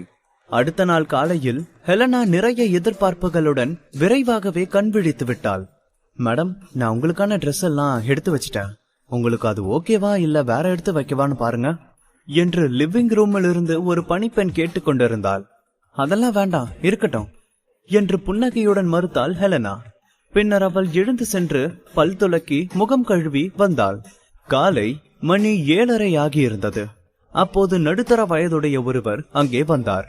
அவரும் ஹெலனா குடும்பத்தின் சார்பில் லண்டனில் இருந்து வந்தவர்தான். ஹெலனாவை பார்த்ததும் அவர், உங்களை பார்த்தா என்னமோ மாதிரி இருக்கேமா, உங்களுக்கு இந்த ஊர் இன்னும் பழகலையோ என்று ஒரே பார்வையிலேயே கேட்டார். அவள் முகம் மிகவும் சோர்வாக இருப்பதை அவளது உற்சாகமான எண்ணங்களால் கூட மறைக்க முடியவில்லை. அப்படியா என்று கேட்டபடி கண்ணாடி முன்னால் சென்று பார்த்தாள் ஹெலனா. கூடிய சீக்கிரம் சூர்யாவை சந்திக்க போகிறோம் என்ற ஆர்வத்தில் அவளுக்கு இரவெல்லாம் உறக்கம் வரவே இல்லை. அந்த நடுத்தர வயது மனிதர் இயலாமையுடன் அவளை பார்த்தவர் பின்னர், அம்மா, இன்னைக்கு உங்களோட டைம் ஷெட்யூல் ரிப்போர்ட் பண்ணிடுறேன். 9:30 மணிக்கு நம்ம வெஸ்டர்ன் பாரடைஸ் போயிட்டு கவர்மெண்ட் ஆட்களோட ஒரு மீட்டிங் அட்டென்ட் பண்ண வேண்டி இருக்கு. அப்புறம் அவங்க நம்மளோட இன்வெஸ்ட்மெண்ட் ப்ராஜெக்ட் பத்தின டீடைல்ஸ் காமிப்பாங்க. மதியம் 2 மணிக்கு கவர்மெண்ட் ஆட்களோட நேரடியா ப்ராஜெக்ட் நடக்க போற இடத்துக்கு போய் ஒரு விசிட் பண்ண போறோம். ஆனா உங்களை பார்த்தா நார்மலா இல்ல. சோ மார்னிங் மீட்டிங் எல்லாத்தையும் நான் மதியத்துக்கு மேல ஒத்தி வைக்கிறேன் என்று விரிவாக அவளது அன்றைய திட்டங்கள் குறித்து சொன்னார். நம்ம ப்ராஜெக்ட் நடக்க போற இடத்துக்கு இன்னைக்கே போகணும்னு அவசரம் இல்ல, அத லஞ்சுக்கு அப்புறம் பாத்துக்கலாம். அப்புறம் வேற எதுவும் இருக்கா அங்கிள் என்று ஏதோ எண்ணியவளாக கேட்டாள் ஹெலனா. ஏனெனில் அவளுக்கு தெரிந்த வரையில் அவளது தினசரி அலுவல்களை சொல்ல மட்டுமே அவர் இந்த நேரத்தில் இங்கே வந்திருப்பார் என்று அவளால் எண்ண முடியவில்லை. அது அந்த ஆர்எஸ்பி அகிலன் இப்ப இங்க ஹோட்டலுக்கு வந்திருக்காரு. அவர் உங்களோட பிரேக்ஃபாஸ்ட் சாப்பிட விரும்புறாராம். நான் உங்க பதில கேட்டுட்டு வரேன்னு சொல்லி அவர் கீழே வெயிட் பண்ண சொல்லி இருக்கமா என்று மரியாதையுடன் தான் வந்த காரணத்தை தெரிவித்தார் அந்த மனிதர். என்னதான் ஹெலனா அவரை அங்கிள் என்று அழைத்தாலும், அவர்கள் நாட்டில் அவர் முக்கிய பதவியில் இருந்தாலும் அவர் ஹெலனாவின் முன்பாக மிகவும் மரியாதையுடன் தான் நடந்து கொள்வார். ஏனெனில் அவள் அவர்கள் நாட்டின் இளவரசி. அவளிடம் யாராக இருந்தாலும் மரியாதையுடன் நடந்து கொள்வது மிகவும் அவசியம். யாருக்கும் அவர்கள் நாட்டின் அரச குடும்பத்தை பகைத்துக் கொள்ள தைரியமில்லை. அவர் சொன்னதை கேட்ட ஹெலனாவின் கண்கள் உற்சாகத்தில் மின்னியது. நேற்று இரவு இருந்த சூழ்நிலையில் அகிலனிடம் சூர்யா எங்கே இருக்கிறான் என்று அவளால் கேட்க முடியவில்லை. ஆனால் இப்போது அப்படி இல்லை. அவன் இப்போது எங்கே இருக்கிறான், அவனிடம் அவள் நேரடியாக சூர்யா குறித்து கேட்க முடியும்.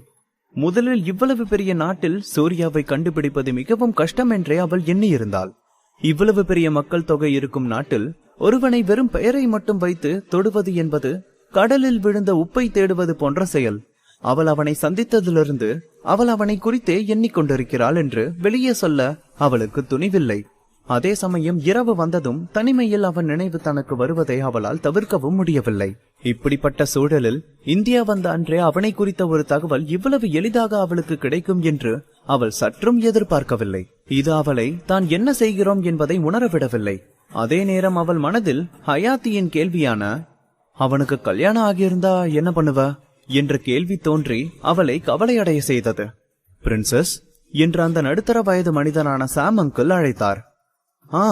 இல்ல ஒண்ணுல்ல, அவரை வெயிட் பண்ண சொல்லுங்க அங்கிள், நான் கொஞ்ச நேரத்துல கீழே வரேன் என்ற அவரது அழைப்பில்தான் தன் எண்ணங்களிலிருந்து வெளியே வந்து அவர் தன் பதிலுக்காக காத்திருப்பது புரிய அவருக்கு பதில் சொன்னாள் ஹெலனா. பின்னர் மனதினுள், இப்பவே இத பத்தி யோசிக்க வேண்டாம், நாம அவரை மீட் பண்ணும்போது பாத்துக்கலாம் என்று எண்ணினாள். சாம் அங்கிள் ஹெலனாவின் முகத்தில் வந்து போகும் உணர்வுகளை கவனித்தவர் தனக்குள்ளேயே ஒரு பெருமூச்சு விட்டுக் கொண்டார். அவளது இந்த தொலைந்து போன யோசனைக்கெல்லாம் காரணம் சூர்யாவின் கசின் அகிலன் தான் என்பதை அவர் வாய்விட்டு கேட்க வேண்டிய அவசியமில்லை. ஏனெனில் இங்கிலாந்து நாட்டின் அரச குடும்பத்தில் முக்கிய பதவியில் இருப்பவர் என்ற முறையில் அவருக்கு ஹெலனா இந்த முறை இங்கே வர என்ன காரணம் என்று தெளிவாக தெரியும். எப்போதும் அரசியல் விஷயங்களில் தலையிடாத இளவரசி இந்த முறை சூர்யாவை தேடிதான் இந்தியாவிற்கு வந்திருக்கிறாள்.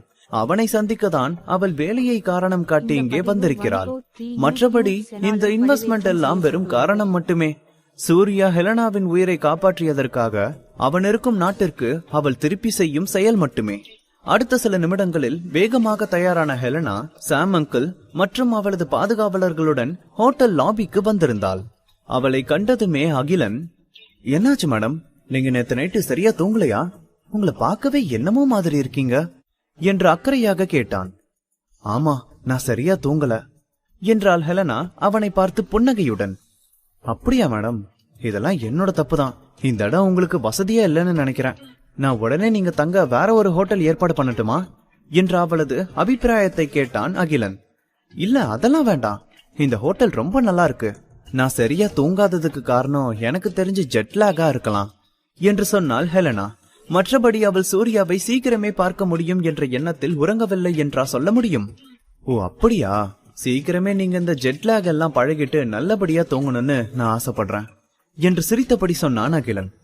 உங்க அக்கறைக்கு தேங்க்ஸ் மிஸ்டர் அகிலன் என்றாள் ஹெலனா. அதன் பின்னர் அகிலன் ஹெலனாவை அழைத்துக் கொண்டு அங்கிருந்த ரெஸ்டாரண்டை நோக்கி நடக்க ஆரம்பித்தான்.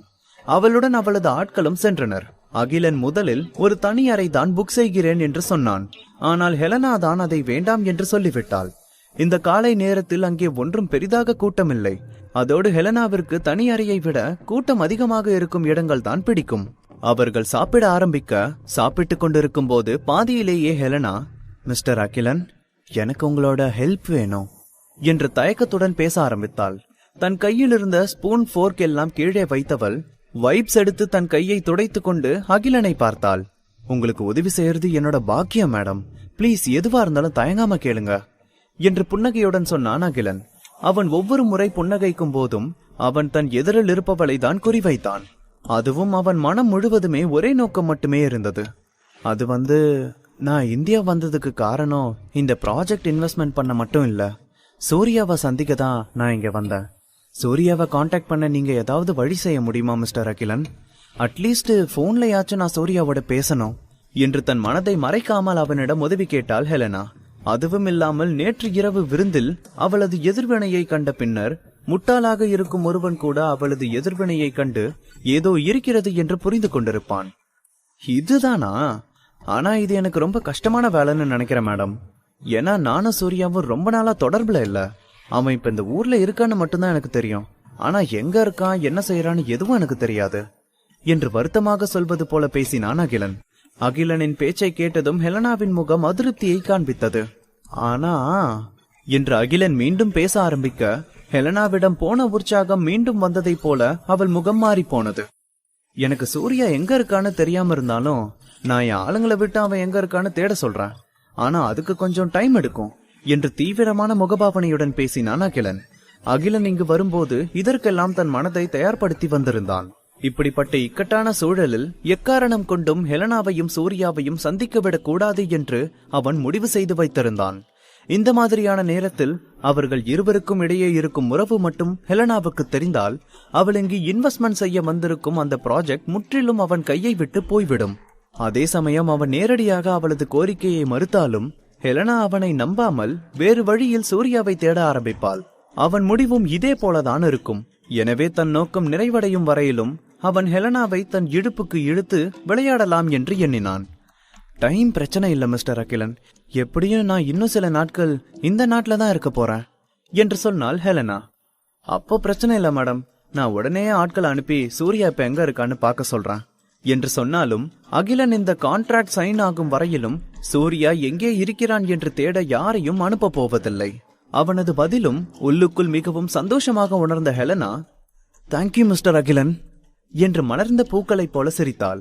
அவள் அகிலனுக்கு உண்மையான மனதுடன் தான் நன்றி சொன்னாள். ஹெலனாவின் புன்னகை கண்டு ஒரு நொடி அதில் தொலைந்து போனான் அகிலன். யோ வெல்கம் பிரின்சஸ். நான் முன்னாடியே சொன்ன மாதிரி உங்களுக்கு உதவி செய்ய முடிஞ்சது என்னோட பாக்கியம். சூர்யா உங்க ஃப்ரெண்டு மட்டும் இல்ல, என்னோட கசினும் கூட. அதனால இது என்னோட கடமை. நீங்க எங்க நாட்டுக்கு இப்பதான் முறையா வந்திருக்கீங்க. அதனால நான் உங்க கூடவே இருந்து உங்களுக்கு இந்த ஊரை சுத்தி காமிக்க போறேன் என்று சொன்னான் அகிலன். பின்னர் அவனே தொடர்ந்து, மேடம் உங்ககிட்ட ஒரு விஷயத்தை பத்தி பேசணும் என்று பேச்சை ஆரம்பித்தான் அகிலன்.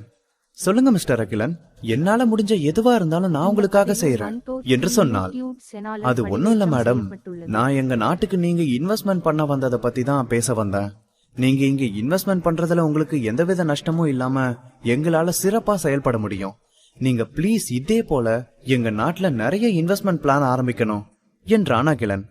கவலைப்படாதீங்க மிஸ்டர் அகிலன், நீங்க சொன்னதை நான் கண்டிப்பா எங்க கம்பெனிக்கு தெரியப்படுத்துறேன் என்று சொன்னாள் ஹெலனா. ஹெலனாவின் வார்த்தைகளை கேட்டு மிகவும் உற்சாகமாகிவிட்டான் அகிலன். அவள் சொல்வதை பார்க்கும்போது கண்டிப்பாக இந்த முறை அவனது நோக்கம் நிறைவேறி பணம் அவர்கள் கைக்கு வந்துவிடும் என்று தோன்றியது அவனுக்கு. அப்போது ஹெலனாவின் போன் அடித்தது. அவள் சிரித்தபடி போனை எடுத்தவள், எக்ஸ்கியூஸ் மீ, இந்த கால் பேசிட்டு வரேன் என்று அகிலனிடம் சொன்ன ஹெலனா வேகமாக கால் அட்டன் செய்தாள். கால் அட்டன் செய்ததுமே ஹெலனா, ஏ ஹயாத்தி, என்ன இந்த நேரத்துல கால் பண்ணிருக்க? ஒன்னும் பிரச்சனை இல்லையே என்று கேட்டாள். நீ இப்ப எங்க இருக்க? நான் மிஸ்டர் அகிலன் கூட பிரேக்ஃபாஸ்ட் சாப்பிட்டுட்டு இருக்கேன். என்னது என்று ஒரு நொடி தன் பேச்சை நிறுத்திய ஹயாத்தி பின்னர் ஆழ்ந்த குரலில், எனக்கு இப்பதான் ஒரு நியூஸ் வந்துச்சு, இந்த அகிலனும் சூர்யாவும் எதிரிகள் என்றாள். அவள் சொன்னதை கேட்ட ஹெலனா, ஹா என்று தன்னை கட்டுப்படுத்த முடியாமல் அதிர்ச்சியாக கேட்டாள். ஆமா, அகிலனும் சூர்யாவும் கசின்ஸ் தான், ஆனா அவங்க 2 பேரும் எதிரிகள். அகிலனோட தங்கச்சி யாமினியோட காலை உடைச்சி அவளை கோமா ஸ்டேஜுக்கு அனுப்பி இருக்கான் சூர்யா என்று ஆரம்பித்து அனைத்து கதையையும் விளக்கமாக சொன்னாள் ஹயாத்தி. அவள் சொன்னதையெல்லாம் கேட்ட ஹெலனாவின் முகத்தில் கோபம் படர ஆரம்பித்தது. அகிலன் அவளிடம் பொய் சொன்னது குறித்தும் அவர்கள் இருவருக்கும் இடையே நல்ல உறவு இல்லாமல் இருப்பது குறித்தும் கோபம் கொண்டாள். அதுவும் இல்லாமல் நல்ல உறவு இல்லை என்றாலும் கூட பரவாயில்லை, ஆனால் அவன் சூர்யாவை கொல்லும் அளவிற்கு சென்றவன் என்பது அவளுக்கு அதீத கோபத்தை உண்டாக்கியது. அகிலன் அவளிடம் முன்பு சொன்னதை யோசித்து பார்த்தவள், அவனால் எப்படி சூர்யாவை கண்டுபிடிக்க முடியாமல் போகும்? அவன் தன்னை சூர்யாவை சந்திக்கவிடக் கூடாது என்று எண்ணி இருக்கிறான் என்று புரிந்தது. எனவே அவன் இவ்வளவு நேரமாக சொன்னதெல்லாம் அவனாக யோசித்து சொன்ன காரணங்கள் மட்டுமே. ஹெலனாவின் முகத்தில் வந்து போகும் உணர்வுகளை கண்ட அகிலன் அவள் போன் பேசி வைக்கவும் தன்னை அடக்க முடியாமல், என்னாச்சு மேடம் என்று கேட்டான். ஹெலனா மனதில் எரியும் கோபத்துடன் அவனது வசீகரமான முகத்தை நிமிர்ந்து பார்த்தவள் தன் கோபத்தை அடக்க முயற்சி செய்தாள். உங்களுக்கு ஒண்ணும் இல்லையா மேடம் என்று அவளது பாதுகாவலர்களில் ஒருவர் முன்னே வந்து பதட்டமாக கேட்டார். வெளி உலகை பொறுத்தவரையில் அவர் ஹெலனாவின் பாதுகாவலர். ஆனால் உண்மையில் அவர் அவர்களது ராஜ குடும்பத்தில் தனிப்பட்ட முறையில் ஹெலனாவின் பாதுகாப்பிற்காக பணியமர்த்தப்பட்ட காவலாளர்களில் ஒருவர். எனக்கு ஒண்ணும் இல்ல, ஐம் ஃபைன் என்று மென்மையாக தலையசைத்து அவர்கள் இருவரின் கேள்விக்கும் ஒரே நேரத்தில் பதில் சொன்னாள் ஹெலனா. தன்னை அமைதிப்படுத்திக் கொண்டவள் அகிலனை பார்த்து, சாரி மிஸ்டர் அகிலன், நான் ஒரு கால் பண்ணணும் என்று சொன்னாள். ஆல்ரைட் என்று அகிலன் தலையசைத்தான். ஹெலனா தன் போனை கையில் எடுத்துக்கொண்டு வேகமாக அந்த இடம் விட்டு எழுந்து அந்த ரெஸ்டாரண்டில் யாருமில்லாத தனி இடம் நோக்கி சென்றாள். ஹெலனா செல்வதை பார்த்து கொண்டிருந்த அகிலன் ஹெலனாவின் இந்த வித்தியாசமான செயல்கள் தன்னை பாதிக்க கூடியது என்று அவன் சிறிதும் எண்ணவில்லை. இந்த நொடி அவன் மனது முழுக்க ஹெலனா அவனிடம் முன்பு சொன்ன வார்த்தைகள் தான் நிறைந்திருந்தது. அவன் மிகவும் சந்தோஷமான மனநிலையில் இருந்தான். தி பாஸ் அத்தியாயம் 370. ஹெலனாவும் அகிலனும் பிரேக்ஃபாஸ்ட் சாப்பிட்டு கொண்டிருக்கும் போது அகிலன் இன்வெஸ்ட்மெண்ட் விஷயமாக பேச ஹெலனா அவனிடம் எல்லாம் தான் பார்த்துக் கொள்வதாக சொன்னாள். அதன் பின்னர் அவளுக்கு ஒரு போன் வர, போனில் ஹயாத்தி சூர்யாவும் அகிலனும் எதிரிகள் என்று சொல்லி அவர்களுக்கு இடையே நடந்த அனைத்து பிரச்சனையையும் சொன்னதும் ஹெலனாவுக்கு பயங்கர கோபம் வந்திருந்தது. ஹெலனா தன் கோபத்தை அடக்கி அவனிடம் போன் பேச வேண்டும் என்று சொல்லி அங்கே ஓரமாக யாரும் இல்லாத ஒரு இடம் நோக்கி சென்றாள். ஹெலனா சொல்வதை பார்த்து கொண்டிருந்த அகிலன் ஹெலனாவின் இந்த வித்தியாசமான செயல்கள் தன்னை பாதிக்க கூடியது என்று அவன் சிறிதும் எண்ணவில்லை. இந்த நொடி அவன் மனது முழுக்க ஹெலனா அவனிடம் முன்பு சொன்ன வார்த்தைகள் தான் நிறைந்திருந்தது. அவன் மிகவும் சந்தோஷமான மனநிலையில் இருந்தான். எனவே தன் போனை எடுத்து அவர்கள் தலைவருக்கு போன் செய்தான். தலைவரே, நீங்க ஃப்ரீயா இருக்கீங்களா? நான் உங்ககிட்ட ஒரு முக்கியமான விஷயம் பேசணும் என்று அவர் போனை எடுத்த உடனேயே கேட்டான் அகிலன். சொல்லுங்க அகிலன் என்று அவர் சொன்னதும், தலைவரே, நான் இப்போ இளவரசி ஹெலனா கூட பிரேக்ஃபாஸ்ட் சாப்பிட வந்திருக்கேன் என்று முயன்று அமைதியான குரலில் பேச ஆரம்பித்தான் அகிலன். ஆனாலும் அவனது உற்சாகத்தையும் சந்தோஷத்தையும் அவனால் மறைக்க முடியவில்லை. நான் இப்பதான் ஹெலனா கிட்ட நம்ம இன்வெஸ்ட்மெண்ட் ப்ராஜெக்ட் பத்தி பேசினேன். அதோட அடுத்தடுத்து இன்னும் பல ப்ராஜெக்ட்ஸ் நமக்கு கொடுக்கணும்னு கேட்டிருக்கேன் என்று சொன்னான். தம்பி, நீ ரொம்ப நல்ல வேலை பண்ண என்று சொல்லி பாராட்டிய மேயர், நான் உடனே நம்ம தலைமைக்கு இந்த விஷயத்தை தெரியப்படுத்துறேன். நானும் நம்ம தலைவரும் மீட்டிங் ஏற்பாடு பண்ண இடத்துல காத்துக்கிட்டு இருக்கோம். நீ தான் பொறுப்பா அவங்கள அங்க அழைச்சிட்டு வரணும் என்று சொன்னார். ஓகே தலைவரே என்று சொல்லி போனை வைத்தான் அகிலன். மேயர் சொன்னதை கேட்டு அகிலன் மிகவும் சந்தோஷப்பட்டான். அவர் சொல்லும் தலைமை பொறுப்பில் இருப்பவர் அவர்கள் கட்சியின் தலைவர். அவரும் இந்த முறை இந்த ப்ராஜெக்ட் தங்களுக்கு கிடைக்க வேண்டும் என்று மிகவும் எதிர்பார்த்தார்.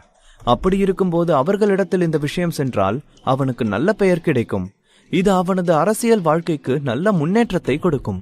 அரசியல் பொறுத்தவரையில் பணம் மட்டும் போதாது, மேலிடத்தில் இவர்களிடம் நல்ல பெயர் வாங்குவதும் முக்கியம். அவர்கள் மனது வைத்தால் மட்டுமே பதவி கிடைக்கும். மற்றபடி ஆர்எஸ்பி குடும்பத்தில் இருப்பவர்கள் என்ன செய்தாலும் அவனை உயர்ந்த பதவியில் அமர வைக்க முடியாது. எனவேதான் அகிலன் இவ்வளவு சந்தோஷமாக இருந்தான்.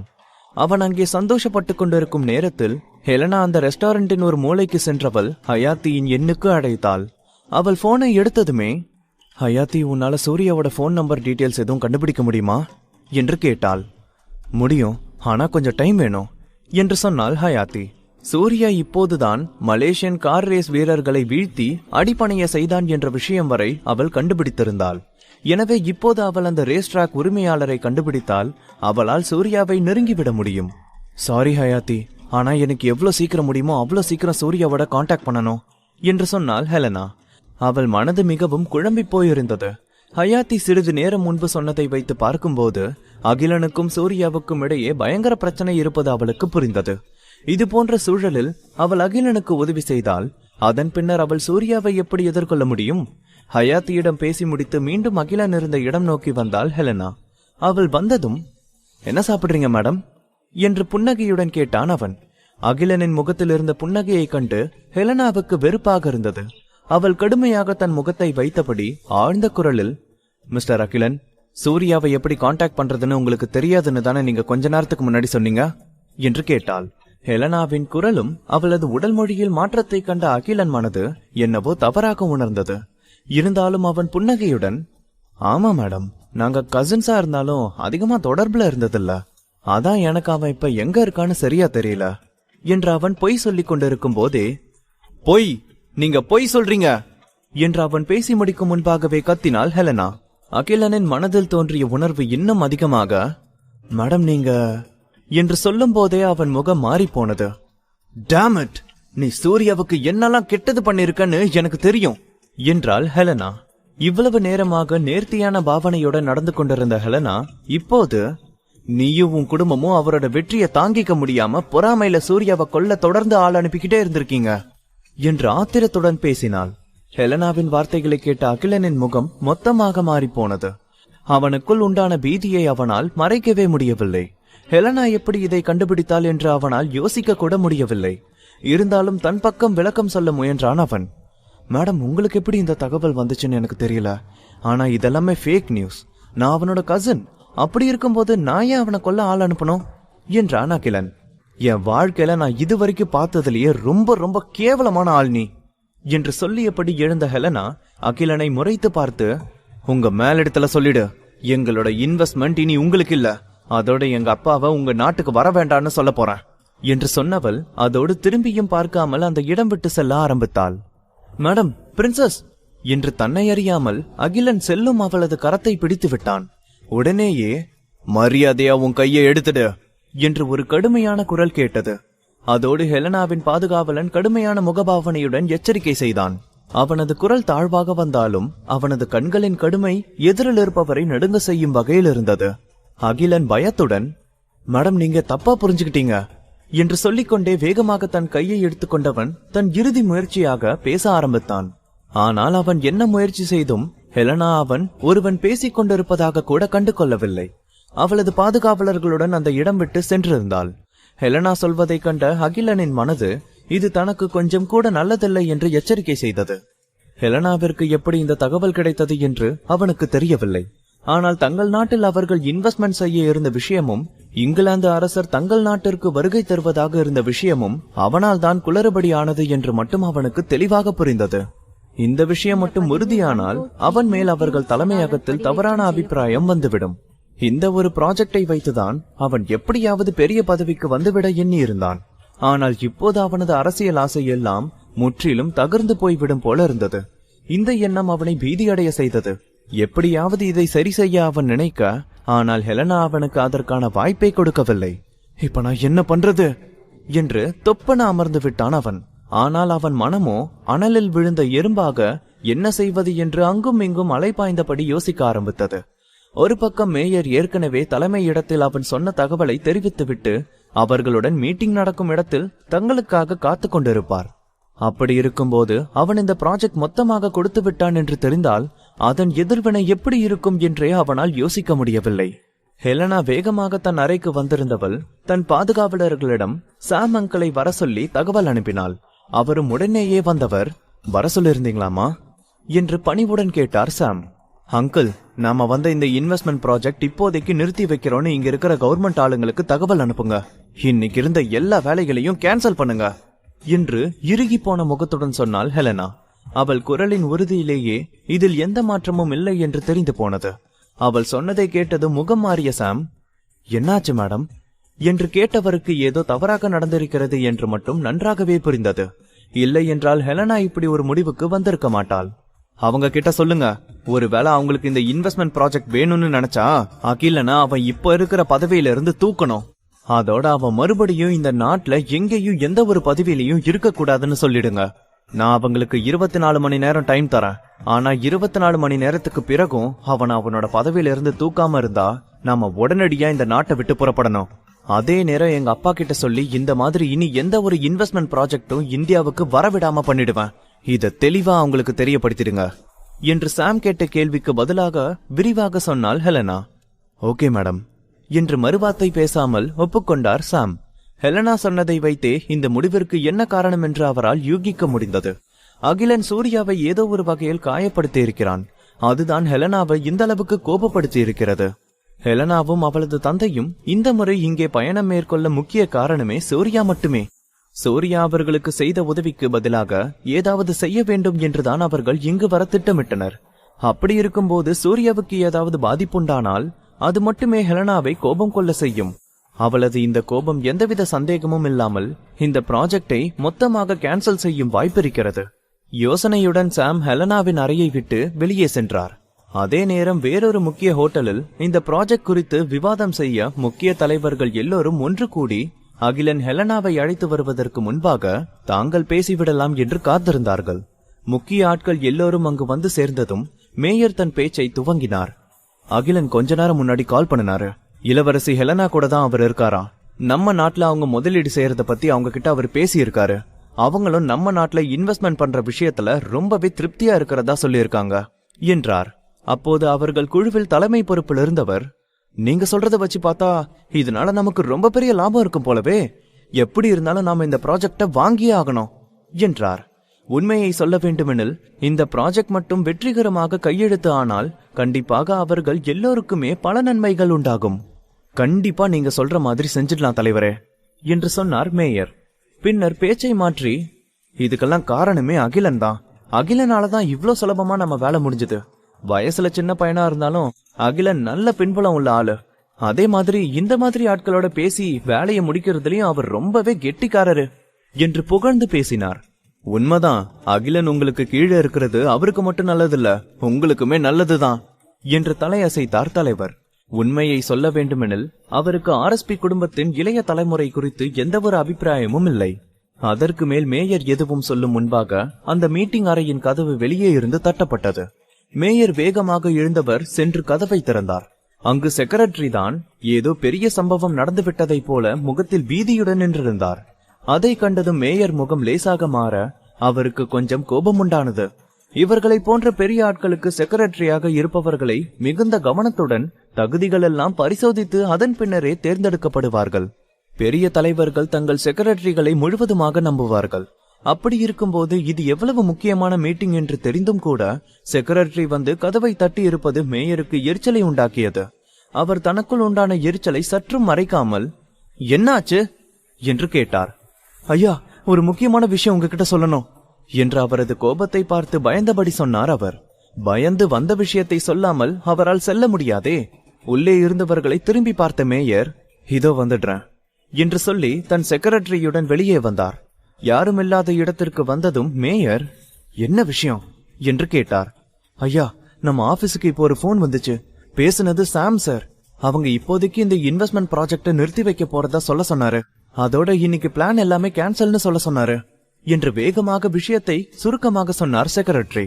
செக்ரட்டரி சொன்னதை கேட்ட மேயர் ஒரு நொடி அதிர்ந்து போனார்.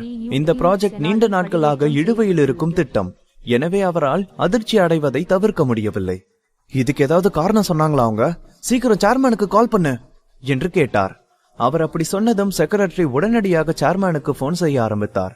ஏனெனில் இப்படி செய்தி தெரிவிக்கும் போது அதில் ஏதாவது தவறான புரிதலினால் கூட விஷயம் மாறி வர வாய்ப்பிருப்பதாக எண்ணினார் மேயர். அந்த பக்கம் போன் எடுக்கப்பட்டதும் மேயர் பதட்டத்துடன், சேர்மன் சார், என்ன நடக்குதுங்க? எல்லாம் சரியா தானே போயிட்டு இருந்துச்சு. இப்ப ஏன் அவங்க இந்த ப்ராஜெக்ட் கேன்சல் பண்றதா சொல்றாங்க என்று கேட்டார். சாம் சார், இது பிரின்சஸ் ஹெலனாவோட முடிவுன்னு சொன்னாரு என்று போனில் சேர்மனும் கவலையாக தான் கூறினார். அவர் மேலும், நானும் அவர்கிட்ட என்ன காரணம்னு கேட்டேன். அவர் சொன்னாரு, ஹெலனா மேடம்க்கு உதவி செஞ்ச சூர்யாவுக்கு அகிலன் பண்ண சில தவறான விஷயங்கள் பிடிக்கலையா, அதனால அவங்க இந்த முடிவை எடுத்ததா சொல்றாங்க. அதே நேரம் நமக்கு அவங்க ஒரு வாய்ப்பு கொடுக்கவும் தயாரா இருக்காங்களாம் என்று சேர்மன் சொன்னதை கேட்டு மேயரின் பருவம் உயர ஆரம்பித்தது. இந்த அகிலன் நல்ல செய்தி சொன்ன அதே நேரத்திலேயே அவனுக்கு கெட்ட செய்தியும் காத்திருந்திருக்கிறது என்பதை அவரால் நம்பவே முடியவில்லை. மேயர் சார், ஹெலனா மேடம் இங்க இன்வெஸ்ட்மெண்ட் பண்ணணும்னு நம்ம விரும்பினா அவங்களோட கண்டிஷன் அகிலன் அரசியல் பதவியில இருக்கக்கூடாது. அவங்க நமக்கு 24 மணி நேரம் டைம் கொடுத்திருக்காங்க.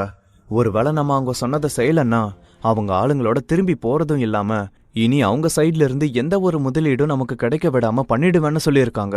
இதுக்கு முன்னாடி செஞ்ச முதலீடுகள் எல்லாத்தையும் கேன்சல் பண்ணிடுவேன்னு சொல்லியிருக்காங்க என்று சொன்ன சேர்மன் மேலும், ஹெலனா மேடத்தோட முடிவுதான் அங்க இறுதி முடிவா இருக்குன்னு சொன்னாரு சாம் சார் என்று சொல்லி முடித்தார்.